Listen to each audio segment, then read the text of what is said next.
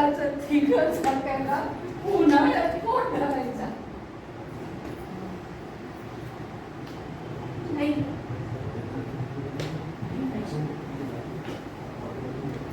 वचन दिलं होतं ना तिला, तिच्या पोराला तुझा भात येणार नाही. तो केला आयुष्याचा आणि हा पोरगा मला प्रश्न विचारतोय मला. हो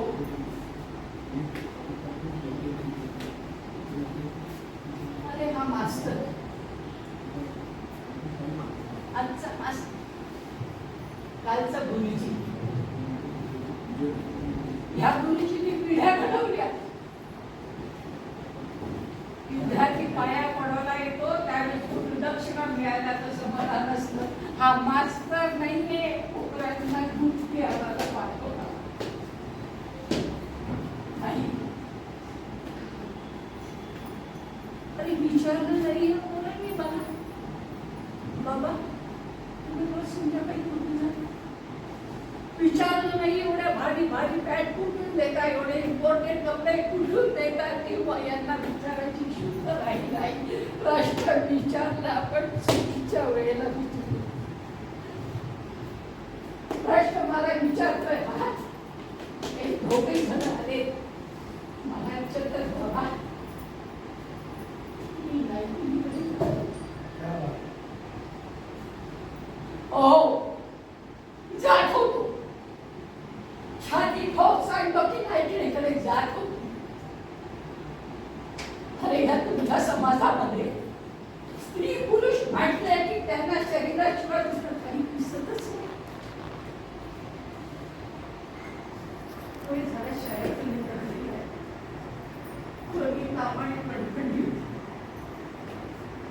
म्हणून आड गल्लीतून आलं, ज्या गल्लीमध्ये दिवसात तुमचे सज्जन म्हणून घेणारे पाहायला भेटतात, त्या गल्लीतून आम्ही चोरत आलो आणि कानावर सूट पडली. धूम आहात असाव छेडी असाव नीते येत ही सूर लावता तंगच अरे काळजात पिळते ते सूर. आणि नव्हतं ना त्यावेळेस मला हे कॉलेज नको, मला हे कपडे नको, मला हे विषय घ्यायचे नाही, मला जेवायला हे नको, मला ते नको, असं नव्हतं रे त्यावेळेस. गाण्याची आवड करायला सांगितली तर बाप म्हणाला पेटी गळ्यामध्ये अडकून काय गलीत भीक मागायची. आईनी शपथ खाल्ली घरात गुणगुणायचं सुद्धा नाही. मन मारून जे नियतीने समोर दिलं ते स्वीकारलं आणि ते सुखाने म्हणले आणि इथे जीवनाचा सुख सांग. रोज तिथून जात होतो. आधी सर्वांच्या नजरेने करून माझ्या शरीराची चाळण केली, पण नंतर त्यांनाही हा त्याच्यातला उंबरेच्या खाली बसलो. रोज बेंचवर जाऊन बसत होतो, डोळे बंद करून समाधी लागत होते. ते सूर पिऊन घेत होतो. फुलवाला पडायचा आपके भगवान के लिए ये फूल लेके जाओ. काही फुलं राजीवच्या पायात, काही वैभवाचं प्रदर्शन करायला मनगटावरती बांधतात,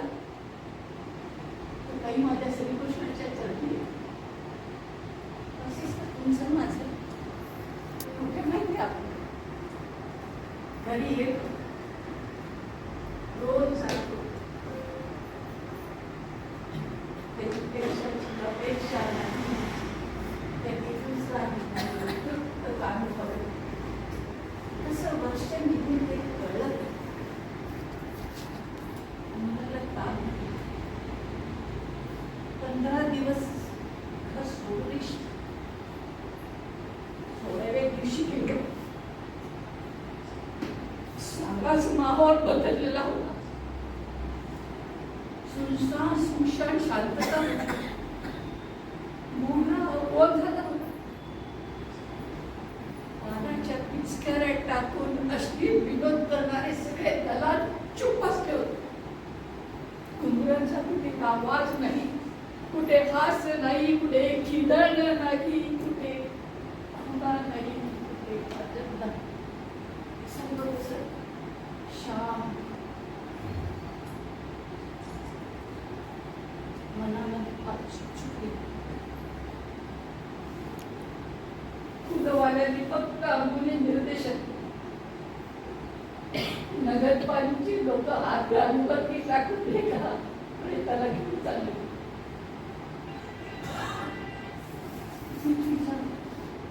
कोण? फुलवाल्यांनी विचारले. आई, अरे या समाजाचं कोण काय म्हणे, सगळे बंध तुटून पडले, वळत गेलो आणि त्या हातगाडीला हात दिली. सर्व लोक नेट होतो तिथे गाडीला हात लावला होता.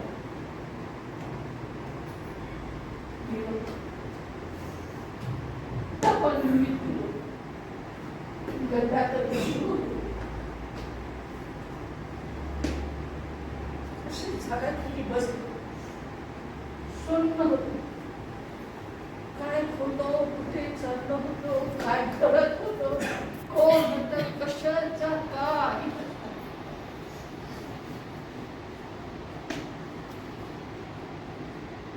धावत आला. फुलवाला धावत धावत आला. हातात एक चिठ्ठी दिली. माहित नाही नियती कुणाला केव्हा कशी मिळते.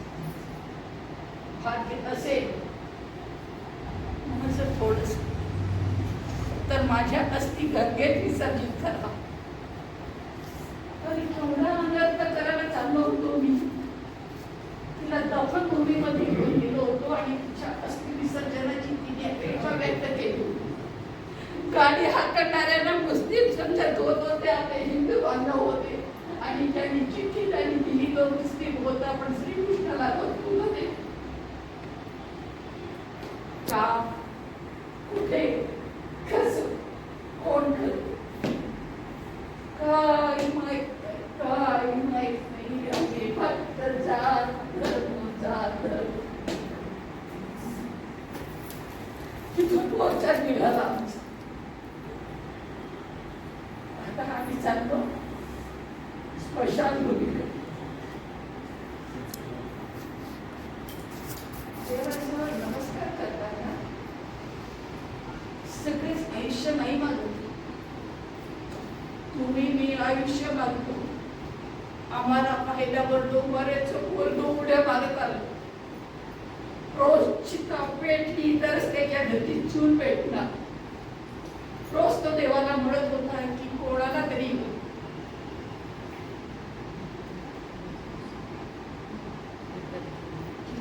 एक एक लाख सरणावर ठेवत असताना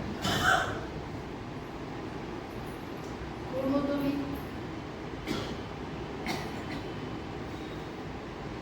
मी त्यांच्या वेळेस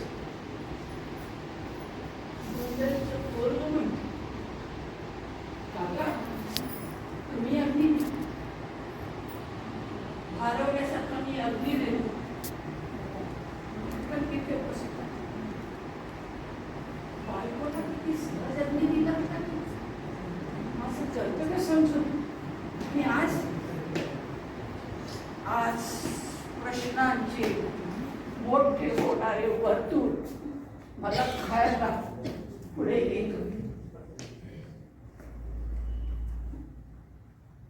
दिवस गेले, गंगेत अस्थि विसर्जन. हिरवाला पत्ता काढत काढत काढत आता त्याला माझं नाव नाही. गाणे सुनने को आने वाला गुरुजी ही माझी ओळख होती. एक पेटी घेऊन गेला. पाहिला कोणीच नव्हतं. वर गेलो, ही चिठ्ठी मिळाली. आले, ऐश्वर्याचं प्रदर्शन करणारे आले, नको तिथे दाद देऊन गेले. पण माझ्या गाण्याची कदर करणारा, जिन्याखाली बसलेले ते दोन कान, तो रसिक, त्यालाही आम्हाला घेऊन द्या. पण त्याला म्हणा की तुला जे योग्य वाटेल तेच. तुम्हाला सांग, जेव्हा संध्याकाळची क्रांत असते ना, त्यावेळेस लक्ष्मी दर्शन किती सुखावून जात असत. आणि या पाडक्या मुलीने इतके पैसे कधी पाहिलेच नव्हते. नियतीचा हसायला, अरे आज तुमचे शिक्षण, तुमची नोकरी, तुमचा पैसा, तुमचं लग्न सगळं त्या पैशातून गेलं. तेव्हा तुम्ही मला विचारलं नाही पैसा कुठून आणला. नियतीचे पवळ ओळखणारा हा मास्तर आहे. उरलेले सगळे पैसे त्या शाळेमध्ये दान देऊन टाकले की संगीतामध्ये स्कॉलरशिप करून टाका माझ्याजवळ.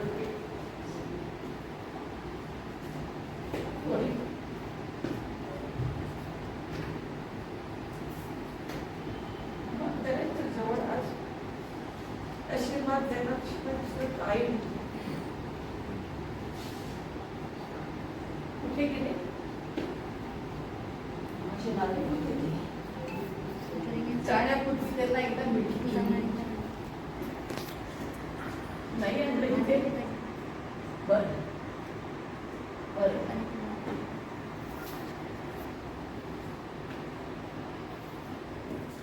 कराया लागल्या शिवा कुणाला काय होत्यासे, कुणाला काय सांगा. जगीला ध्वनी जे गेले तयांची हाक हे काही. पुढे जाऊ वळू मागे करू मी काय.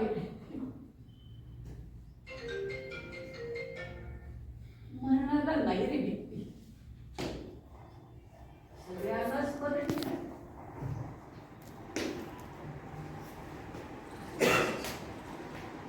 पण खरं सांगू, मरणाची ताकद तर मरणात नाहीये.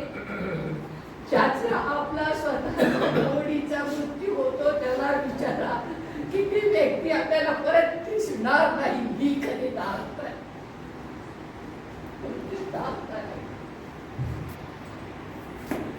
कोण काय घेऊन जात, सारे इथे राहत तरी माया पण देणारा तुम्हाला एक देऊन जातो. आणि ती म्हणजे कधीही भरून न येणारी मोठी पोकळी. आणि या पोकळी मधला भकास एकांत.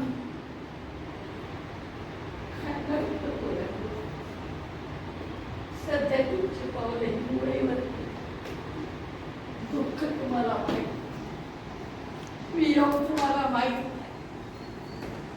अरे याला विचार, दुःख काय? आयुष्यात काही करायला गेल्यानंतर अपयशाचा धन्य होणारा हा गुरुजी. काही करू पाहता अनर्थ तेथे येतो. माझे बोलणे विपरीत होत आहे. हा स्नेह संचितांचा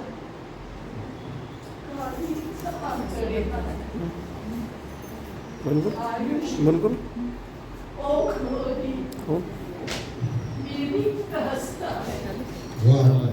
जोरदार टाळ्यांनी